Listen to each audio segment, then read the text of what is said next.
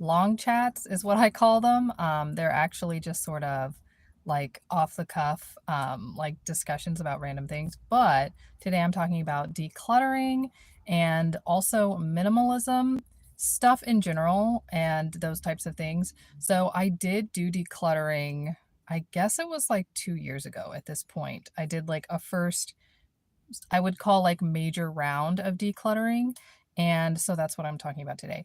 So to get right into it, like I'm cleaning up again. We we are cleaning up again. So I went through the first time and kind of did a purge of things from like my younger years. I still had a lot of stuff from childhood. I'm not saying that I don't still, I still do, but I think like slowly I'm like curating that down to like dissolve it. I know that like I guess parents do that for most like people, but anyway, I like to be in charge of my own things. Even if they were things that I had when I was very little. So a lot of my like childhood clothes are gone, but there are still a lot. So basically I'm going through and like deciding what I like care about and would want to keep, and all the other stuff I'm just gonna, like dispose of in some way, shape, or form. So I did that sort of just like going through my stuff and separating it and organizing it. I have like an office closet, but I also have the closet that's in my room, and I use both. So I kind of, there is a rabbit running toward me. My goodness, there's so many rabbits. That's so weird. Anyway, they usually run away from people, not toward them. But yeah, so I went through my closets and I have like now a winter box that I keep, and I put my coats and stuff in there.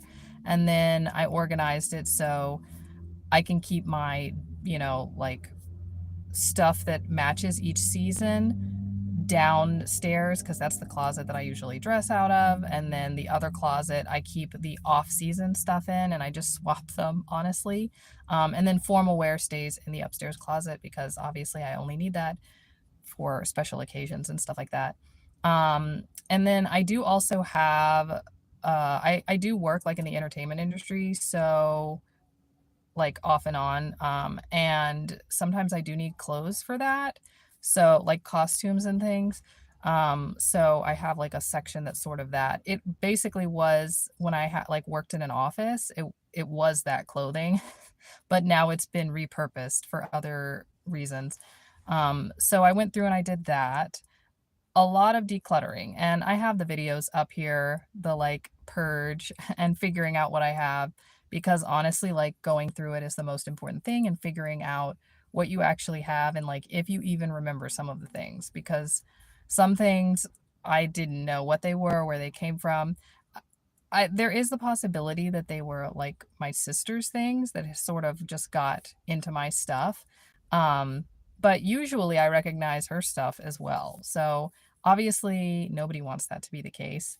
Um, it's just not a pleasant thing to not recognize what you have. So yeah, I took great pains to go through and get rid of that sort of stuff. And now basically we're debating. Okay, I don't want to say like for sure, but we are debating a kind of like move, relocation of some sort. I talked about change in my last video, and I didn't get into it specifically, but that was sort of what I was hinting at, I guess. But I don't want to like make a big deal of it because sometimes the moving never happens. But either way, the cleaning needs to happen. So basically, on this round, we're going through, and it's more like objects, I guess, than clothes, and just getting rid of stuff that we've been hauling around for years. And like sometimes things get into, cardboard boxes. We had made a rule that everything would go into clear plastic containers so that we could see what was in the containers, like at a glance, without having to go through and shuffle them around and like move all these heavy things. So yeah, you know, sometimes things do get into cardboard boxes. That's not supposed to happen. So we're going through all of those and making sure that they have like, well, I mean, really, we're just trying to like clean them out and put everything in clear plastic containers so that there are no longer cardboard boxes carrying stuff. Um, and then also we had some things from, this is going to sound bad, but before we moved, and we just like never went through those things. We shoved them into the closet because they're sort of like long-term things that we keep, and we never touched them again. And yeah, I mean, these things happen, they happen to us. I'm sure they happen to other people as well. I've heard so many things. I've watched the Marie Kondo like episodes and the challenges of decluttering. And yeah, I would say that I am definitely more prepared for this round of decluttering because I went through the previous round of decluttering. And that's the first thing that I guess I do really want to say is that I am not a minimalist. Okay. I don't ever intend to be a minimalist. I don't think minimalism is just about personality per se. I do think that it comes from your background and how you were raised and what you were taught. I think it's sort of more at a root of like beliefs. That's like strong, but beliefs. And then sometimes people are trying to go against those beliefs, or sometimes people are trying to stick to those beliefs. So either way, it's not like, that you can't like change it. But I do think that it's like a little bit stronger. Now I do have a personality, like in terms of personality, where I do like to keep things and like I decide on favorites. I have friends that definitely like would be more trendy, I guess I would say. And they decide like, oh, that's out. I don't want it anymore. I don't like it. The people who are like constantly reinventing themselves. I would say that I don't feel the need to do that. It's just not how I am. There are clothes that I see from when I was 6 and I was like, I had such good taste because I still like them. And I just wish I still had them in my size. So yeah, I mean, like I was pretty settled in, yeah, like style and all of those types of things. Likes and dislikes are pretty much the same. Even though other things have changed, those things for me do remain pretty much the same. Um, but yeah, so my first round of decluttering, I would say something that I found really helpful when it was hard to let go of things that were in good condition was that I went ahead and I listed them on eBay. I think that is the best marketplace. It's free and it has more, I don't want to say more serious, but it's the term, more serious, slightly more serious buyers than some of the other free listing platforms. There are also other platforms, Depop and Poshmark, but I've had the most success with eBay. And I think it helps you let go of things. If you, I mean, you have to price reasonably, but it also sort of helps me see like what other people feel is worth it. Sometimes you may be very attached to an item and feel like, it's like anybody would love this. I mean, honestly, my sister just did that to me when we were visiting, when she was visiting for over the Christmas holiday. And she was like, these shoes, I mean, like they're great shoes. They should be able to sell for $15. And I was like, no. No, these shoes might sell for like 5 or 6, but they were not $15 shoes. They've been sitting on our closet for ages, and they're not in that like great pristine condition either. They weren't like in a box. The like, ramps or whatever, the things that go around your ankle is like a little off. So, I would not call them $15 shoes. And they're not like from a luxury brand or anything like that. So I think it helps you to get perspective on what other people think. What other, not, it's not that it necessarily matters what they think, but if I'm like clinging to something because I think that it's like super great, and then it's like, okay, nobody is interested in this. And there are other things that I will list, and I'm like, I never really liked that. And goodness, I'll have like 60 views and 10 people watching it, and like those usually sell pretty quickly. And I'm like, okay, wow, that's just not expected, but if you'd like it, then sure, you can have it. So I think those types of things help. It just gives you perspective on your stuff without like it's just a more neutral position on your things. Now, obviously, if you price something at $100, it doesn't matter whether people want it or not. The price is like, if it's like a $15 item, the price is going to scare away anyone who would look at it. So, yeah, but I recommend that. And, you know, donating is great. However, they do sell those items. It's not like they give them away for free, unless you go to a very specific type of shelter. They do sell them, and they do make a profit off of them. So, and then the other giant percentage go into landfills, like I said, because you never know what people really want. So even they don't. They take in all the donations and they put it out there with the price tag, which is pretty much standard. Shirts cost this, shoes cost that, blah, blah, blah. And yeah, and then if it doesn't sell, it goes straight to a landfill anyway. So first I did eBay. Now, obviously, if you are moving, and you're moving, then eBay is like, if you have like a year or two and you want to get rid of some things because you don't know what will sell and what won't. And if you need it gone like immediately, then I would go with a yard sale. I did my first yard sale. That was exciting. Way too hot. It was, God, ridiculously hot, but I would say that it was worth it. Um, Not just the learning process, but also people came and got things that I know they wouldn't necessarily buy online. Uh-oh. And yeah, so I just felt like it was worth it. There are things too that are just too heavy. You just can't ship them through eBay. They're not practical to package. And so those things you can go ahead and sell at a yard sale, and it's a faster process. Now, the yard sale prices are kind of cheaper, but you don't have to leave your house. So, like the gas that I spend driving to drop off stuff for eBay, like it probably balances out in a lot of ways anyway. And good for things that are objects more so probably than clothes. Clothes for yard sales are, that's not really where people go to look for clothes. So, yeah. But I did want to mention that besides eBay, if you are, because people are looking to move and declutter, and I, while, it's like the purging of things, the flow of money in instead of the flow of money out is sort of where I started my first decluttering process from. And the flow of money in obviously came from eBay. And so I do have two things if you are looking to increase the flow of money in.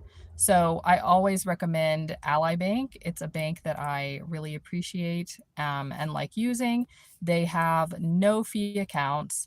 So like you can have a checking and a savings account without those monthly maintenance fees, which I really despise. And also you can get a high yield savings account, and it's not like a tiered thing where they try and keep certain people from getting it. Like the savings account is high yield. And so that means you can gain interest on anything you put in it. So if you want your money from eBay or whatever you're doing to go into the account and you shift it over into the savings account, that means you will earn money on it each month. And it is nice to just see those sort of rewards stack up. And yeah, I think it helps sort of when there's a flow in, then maybe you might feel less the need to like flow out. Ironically, I just heard this on the radio. Doom spending. I'm using air quotes so much. Doom spending. So yeah, that's what a lot of people are doing. And they're like, I mean, they say like, for anything, like when people need a pick me up, just sort of the spending, the like not necessarily buying things they need. So yeah, I would say that this sort of helped me with, I wasn't doom spending, but I was sort of like boredom spending, I guess, a few years ago. And so this definitely helped with that. And another thing that I wanted to mention is Upside. That is basically just earning rewards and cash back for when you make purchases. And the nice thing about it is it's not like cash back on a credit card. Basically, you earn, by submitting receipts from purchases you've made, and then they put money on your account. So it's a great one-to-one with no issues of having like later credit payments or anything like that. I use it for gas, and I upload my receipts and they gave me a little bit back. And if you're using a loyalty program, then they will take the difference. So, like, if you're supposed to get 15 cents off and they offer you a 20-cent benefit, then they'll only give you 5 cents. It's like the difference. But either way, especially for like gas, if you're commuting, that really adds up pretty quickly. Because you need to put in gas every week. And if you go ahead and upload those receipts, then you'll have a few dollars back each time. And then that adds up to a full tank of gas pretty fast. So those links are down in my description if you are interested in those things. But yeah, I would say that was one of my like big things, was just focusing on only buying things that I actually needed, and readdressing what the definition of need is, because obviously there are things sometimes that we feel like we need but we don't really need. But yeah, the reason I say that I'm not a minimalist is because I do see a lot of need buying from minimalists. I think unfortunately, the mentality there very quickly became like, I only buy what I need. I'm going to throw out everything in my house. And then once they realize that they didn't have all the things they actually needed, then you have to go back and buy them again. And I'm just not that big on the cycle. I'm sort of not that big on the thrifting cycle either. It's great to go in and like get a used shirt and save it from the landfill. But I feel like that only works for trendy people. I'm not trendy. I like the things that I have, and I don't see the point in going and getting someone else's thing. Um, Unless it is something that I need or something very unique that I don't have. Because, the sentimentality that's there with the object that I have, if it was a gift from someone or whatever, it means that it actually has a reason. Now, if I go donate that, then it's gone. It has no meaning to the next person who it went to. And whatever I pick up in there also has no meaning because it's someone else's stuff. So yeah, I just feel like sometimes there's like a very like misguided process that's happening that actually ends up in more stuff being purchased. I don't know if anyone has seen this, but I will mention the documentary on Netflix. It's called Buy More. Um, I like it. I mean, it was very entertaining. They make them to be entertaining. But I feel like they hit the nail on the head, and like they covered a lot of different aspects of overbuying, which, the whole world is discussing now because there's just too much stuff. And it's a catch-22 because it is, I don't know what the word is. I mean, it's a cycle. It's a system, and the whole world runs on a system. So if everybody stops buying, there's no commerce. I'm not saying you need to have full-on capitalism, but if everybody stops buying everything, then that means, if I make, earrings, right? So it's like if everyone goes, okay, I don't need them, or I'll just wear the same pair for 30 years, then obviously, I don't make any money. So it's sort of a catch-22. And a lot of small businesses, I don't, but a lot of small businesses employ a lot of people. And so that's the whole problem, is like you've got this whole cycle and this whole system going. So it's not just a like, do not buy anything ever. But I think that there are like kind of healthier purchases that really like kind of actually help the system. And the key is just to figure out what those are. So yeah, that's why like I'm not a minimalist, because yeah, like I've never had the want of having like an empty house. Yeah. But I do understand that the whole thought process, the original thought process was like, just don't pick up random crap that you don't need. So, it's like Bridgerton is coming out, and yet another season.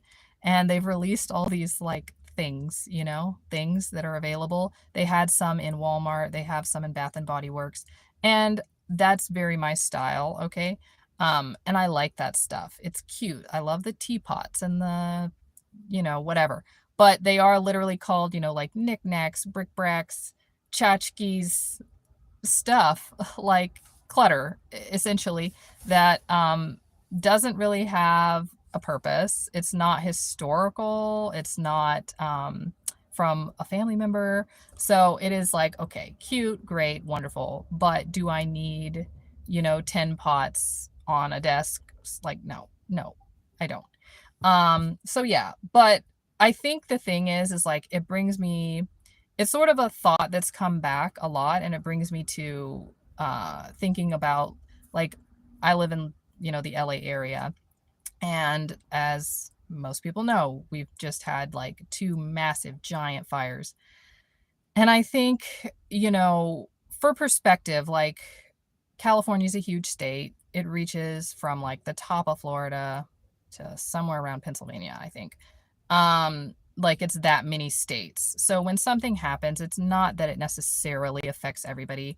There was like a fire in a rural area, burned a few hundred acres, no houses on that plot of land. So it's not that every fire affects everyone or every fire affects like a lot of people. This particular one was a very densely populated area, in case you don't know. Because people think of LA, like LA and New York are not the same. New York is just very compact on like an island. LA is spread out. So when we say LA, we really don't even mean LA. Like Altadena is LA, Palisades were LA. All of those were LA. Even our airport is in, I guess, Santa Monica. I don't know. Not LA, but LA, because that's the whole thing. Basically, the whole county we count as a city. And it's a lot of people living here.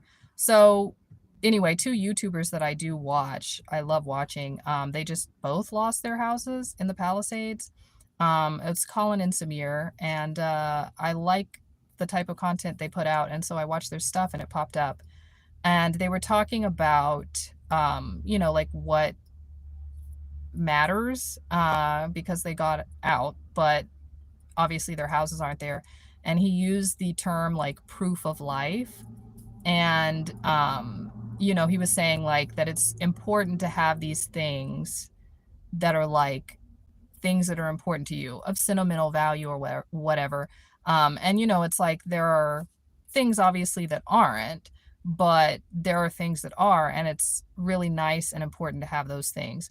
And families that have, like generational continuance, those families tend to do that. It was like the Kennedys. They kept their stuff, they keep their stuff like in vaults.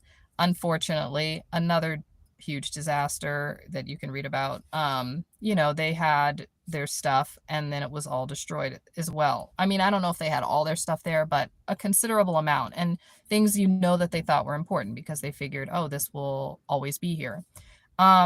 So I think that's the thing that I just really don't like to see with minimalism. And I think I see it, unfortunately, I've seen the back end, which is all of the regret. If there's nothing you can do, like with the YouTubers I was talking about, their homes burned, right? So there was nothing they could do to have or keep those things. But with a lot of people that I do know, like personally, I've seen them get rid of things that were of sentimental value because they've been made to feel guilty for keeping it. And then they regret later not having it, like, yeah, it may seem like clutter that you've got a bunch of paintings from your mom or your grandma, like, while they're there, but once they're gone, it will not seem like clutter anymore. It will be the last piece of them you have. So I'm not saying you need to keep all of the things, okay? If you think of it from your own perspective, whether you have kids or not, you can have siblings or whatever you want to leave your parents, just a piece of you, because I don't have kids, but it's like what you would want to leave behind, right? Now, I wouldn't want anyone in my family clinging to like some itchy sweater that I never really wanted, which is why I'm taking pains to get rid of that type of stuff. Because I have had my mom go like, this is so cute, I love it, and like in my head I'm like, ooh, I never liked that. It was not comfortable, or it was too short, or whatever. There was something wrong with it. So I've tried to like dislodge those things, and that's what I'm saying. It's important to go through and first pick out the things that are very sentimental, and narrow those down. You know, it doesn't need to be everything the person's ever touched, but narrow them down. And then I think also I like to try and keep them in one spot. Obviously, if it's a giant object or a piano or something, you can't. But if it's smaller items, you can keep them in a box. That way, if a disaster does happen and you have the chance to grab it, you can, you know, if it's in a bucket, you can just pick it up and run out with it. Um, and so those things are what's been really going through everyone, you know, everyone's minds in California lately. Um, but it is something that I think is skipped over so often, you know, in the rush. And like, unfortunately, once the person has gotten to like hoarder, right? Like, there's nothing, I don't want to say nothing anyone can do, but like really at that point, like it has to be done so quickly and so, you know, like destructively, that often nothing gets kept because it like it just has to go. And I think that's the other thing too is like, do you want to keep the things that you don't want in lieu of the things that you do? Because that's what happens to hoarders. And, you know, we do have relatives who are pretty bad about that. But you know, it's like once you keep the things so long, if they're not kept in the proper way, they will degrade. And it can be anything, right? Like a piano that's left in the basement will rot and molder, and the keys won't play anymore.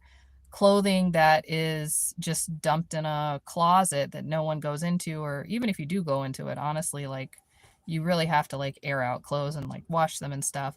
Um, and there's nothing to be done about like elastics and stuff. The elastics will degrade. But like, you know, if a bug gets into the closet and is eating stuff, or sometimes the dyes like come off on each other. So if something is sentimental, then it's important to keep it somewhere safe, so to speak.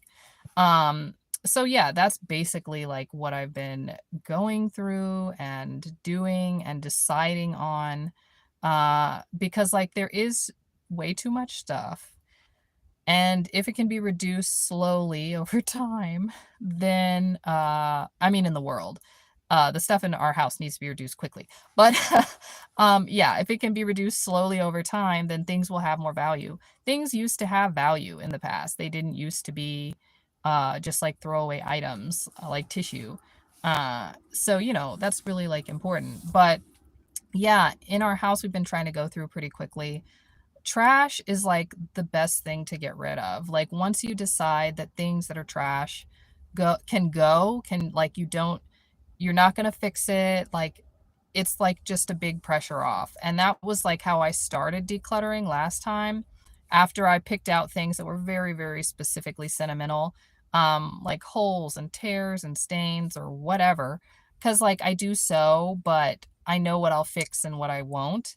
So, yeah, you know, like those could just go, and they didn't even need to be donated cuz no one can use them like that. So that's what was nice. And yeah, you know, just things, and then all those ugly cardboard boxes go away because whatever they were holding is redistributed or thrown away, and so those can go. And it is nice to see the space open up. Like clutter in your space is clutter in your mind. And it can start to make people feel stressed, and then you can't find things that you need on a daily basis because it's under a mountain of other stuff. So yeah, you know, it is an important process, don't get me wrong, like it is a super important process. I think going about it in the right way makes it like a long-term solution without it being like a yo-yo constantly of like get rid of stuff, buy more stuff, get rid of stuff, buy more stuff. And so that's how I think about it. But I do try and build systems. That's the goal, right? Everyone says build systems. So I do try and build systems. If you can clear out the spaces, then you can have a spot for everything, right? Because then when you take it off or whatever, I talk so specifically about clothes, I'm sorry. But anything, you know, like even keys, right? They can go in their spot. And then you're never questioning, where is this thing? A big thing that we had was like rebuying. It tends to be like cleaning supplies, but not things that we use up super, super quickly. Um, and like command strips, right? Those had no place. So they were going to be like repurchased every Christmas because we needed more. But like we didn't know where the old ones were that we still had. And, you don't want that. So I started going through and finding things, and it saved a lot of money because it was like we already have 2 cans of unopened Lysol wipes. We already have these command strips. Like they're already there. We just didn't know where they were. Toothbrushes, because you get them from the dentist and then they just go in a random drawer. I made a specific drawer for all. We haven't bought a toothbrush in years. Why? Because we don't need it anymore. We have a supply, a full stock from the dentist. We've got the, dental floss and all of it. So I put it all in one spot. And for traveling, it's super great because I can just go there and like fill up like I'm at Walmart, except it's my stuff, which is awesome. So I found that to be like super, super useful. And another thing, obviously, is just replacing things only when they need to be replaced, if it's something that you like. And if it's something that you don't like, then yeah, I would go ahead and sell it or donate it, because if you're going to go buy the new thing, like there's no spot for the old thing anymore. So the new thing can come in, but the old thing really needs to go out. And that's, the whole thing is like you buy the new stuff, the old stuff can go out if it's, not needed anymore. So that is, when you have a place for everything, that is like a big solution for that I find anyway, personally. I've been, it's been a process. We're also decorating. I don't want to say decorating because, like, I think that can be a misleading thing. Decorating can lead to cluttering, it's like, I gotta have this vase with these flowers and stuff. And, like, that's not what I mean. I had, I'm gonna do like a whole room thing, but I had these like 3 posters, and I do love them. And I'll probably try and figure out what to do with one of them. But another one of them was from a friend in college, and another one was from like when I was really young. Not that that matters because it's just a picture of a cat. But what I'm going through and doing is putting up another poster that I had to replace those other posters. They're all posters I had, but and then I'm going to paint as well because the wall needs some painting. It needs to be freshened up. And like that's what I mean, I think, when I say decorating. It's like freshening. So if you have things, then you can rotate them. You can rotate them yearly or seasonally. And then that will keep you from feeling the need to go out and buy new stuff. I do it with my clothes all the time. Like this shirt, I love it, but it's not the newest. But I went through and I dug it out and I was like, oh, right. Okay. New shirt. It's not a new shirt, but it is a new shirt to me in this year. So, I think that helps people. Now, obviously, you do have to have the space to do it, but I think it can be done on any level, even on a smaller scale in an apartment, where some things go away for the season and some things come out. Honestly, I did that in my dorm. I stopped doing it once I got to the higher levels, and then obviously you have to spend all your time on homework or working, because I was working a lot. I decided that I would just get all the part-time jobs. I don't know why, but I did that. So yeah, I think that I was like rotating. I had like a fall blanket because my aunt gave me an orange blanket with like fall leaves on it. And then I had a blue blanket, so that was obviously the winter one. And I had a pink one, which I used for like Valentine's Day or something. And so I just rotated through all of them. And it made me feel, I mean, it was good for being away from home, just like for my emotions. But it was also like a good way to freshen up the room and keep it from getting stale. And they were all already blankets that I had. So, it keeps your stuff feeling like newer, which is really nice. Um, and yeah, and it just keeps you from going out and like going and getting more stuff. And when I do try and go get something new, I really think about it, and I don't purchase it immediately. I think that is something, there's something to be said for that rule where it's like if you want to buy it a week from now or a month from now, it means that you probably actually want or need it. Whereas if you don't, then you probably don't want it or you probably don't need it, you know? So anyway, those are the things that I've been working through. I mean, moving in and of itself is a crazy thing because you have to have all the important things. You also have to have some unimportant things. Um, but if it happens, it's not like imminent. Like I said, we're not really completely sure if we're going to do it, but you know, if we do it, it'll be kind of a big move. So it's important to have everything organized so we're not like losing stuff or confused about where things are. It's a lot of, life items are a lot of items to keep track of.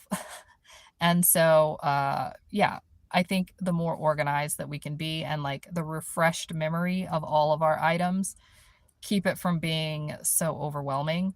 Yeah, and it's just been very helpful. But the decluttering, I'm liking, I am enjoying. I'm not a person who cleans a lot. I hope I didn't give that impression because I'm not. It is really painful. I don't like it. I don't enjoy it. But actually, once the process starts, then it can start to be more enjoyable. Like, I promise, it will start to be more enjoyable the more you do it. It's the weirdest thing. But just sitting and like feeling the freshness, that's the word I'm going to use a lot. The freshness of the space is like the reward for everything. So yeah, anyway, those were just my thoughts on decluttering and all of the things that go with having junk and stuff. But yeah, I do these weekly, so I hope you enjoyed the video. I'll probably be back to Mondays next week. I'll send out like a post or something. I didn't do Monday this time because it was a holiday. So yeah, I will rotate it around a little bit, but I'm gonna try and do these long chats more because I enjoy them. The like more casual videos. So anyway, I hope you enjoyed it. If you like this video, feel free to give it a thumbs up. If you like videos like this, please subscribe to the channel. It does help the channel. It helps me. And I really enjoy seeing people like participate and comment and everything. So if you enjoyed this video, then please subscribe. Thanks so much for watching, and I'll see you soon.